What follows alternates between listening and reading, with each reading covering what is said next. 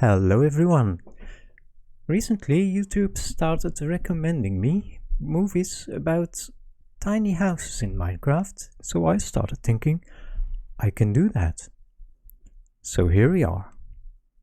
I made this tiny village. I'm at the marketplace of my tiny village where I made two tiny houses. Let's have a look. And that's the first one. I mean, I've seen a lot of tiny houses and a lot of them are in the same style, so I wanted to do something different, and this is, well, I dare almost call it a tiny cyberpunk style house. I tried to throw everything in here that I could, and that was more or less fitting the style. I know what you're thinking. This is not a cheap house. Look, it's a tiny house, okay? So I can afford somewhat better materials. Also, I'm in creative. In fact, the netherite block is just such a nice building block, but I find it a little hard to come by in survival. Okay. A house wouldn't be a house if you didn't do the interior, so I have filled it up, because with a tiny house, that's all you can do. Let's have a look. Okay, I have everything here. I have this nice sitting room, a television, a hanging lamp. I can make hot food. I can melt things. I have plenty of storage. I have a fancy plant. I have all the things.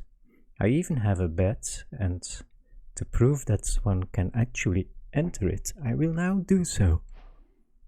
There we are. If I leave the bed, however, I'm in a bit of a pickle, but that's never a long problem. Look, it's easy to get out, okay? Look. There you go. So easy. What do you expect in a tiny house like that?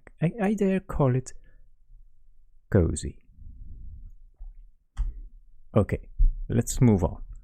So, yes, what made this style? Well, I want to choose black or metal-ish blocks and combine them with magenta and green, and I find that works really well. Also, end rods. You just have to love end rods.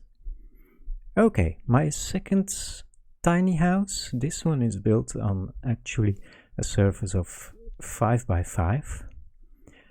This is my second one, completely different style, a bit more traditional.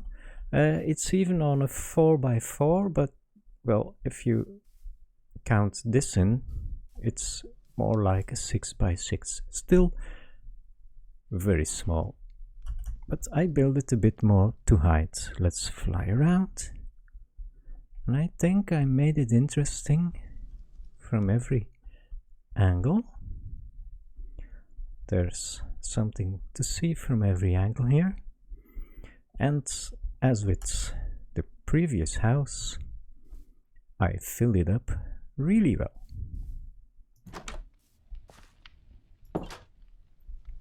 And still it looks, let's not call it spacious, but you have space. So, sitting room, a nice stove, I even have an anvil. My bed is here. It is also sleepable. Is that a word?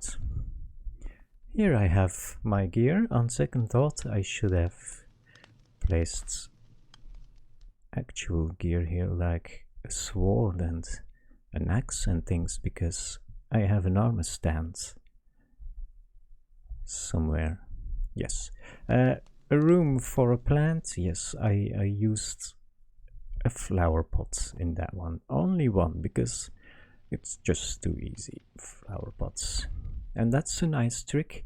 You can place a bed too high and still easily walk under it if you use trapdoors. So yes, that's downstairs with some storage room and lighting, and well, yes, I've got all that I want here. Nice floor. But there's also an upstairs, even though you have to enter it from outside. So nice little stair upstairs with some cool details.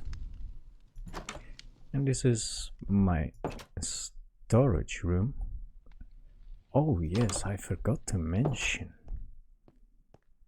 Well, you've seen it now, but extra special even in a tiny house like that, when you go to sleep, you stare right into an aquarium. That's right, I have a tiny house and I managed to have an aquarium in it.